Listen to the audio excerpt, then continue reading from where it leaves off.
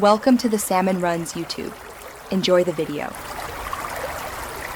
In this video, I will explain how to put a stop loss in TD Ameritrade.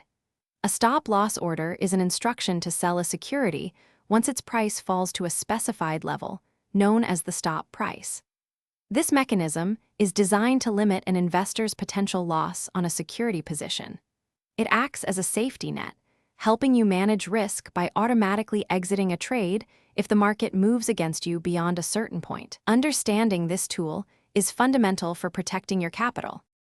Using a stop-loss order offers several key advantages for traders and investors. Firstly, it provides a predefined exit strategy, preventing small losses from becoming much larger ones. Secondly, it helps remove emotion from your trading decisions, as the exit point is set in advance. This automation means you don't need to constantly monitor your positions, freeing up your time. It's a powerful tool for disciplined risk management, ensuring you stick to your trading plan. To place a stop-loss order on TD Ameritrade, first access the trade ticket for the security you wish to protect. You'll typically find this by clicking Trade next to your position.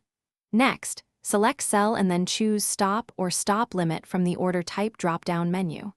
Enter the specific stop price you want, along with the quantity of shares.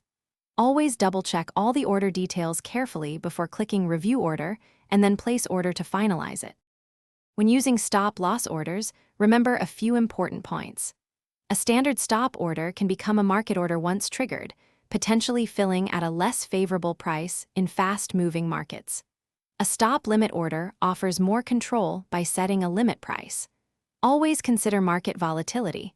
Placing your stop too close to the current price might lead to premature execution. Regularly review and adjust your stop prices to align with your evolving risk tolerance and market conditions.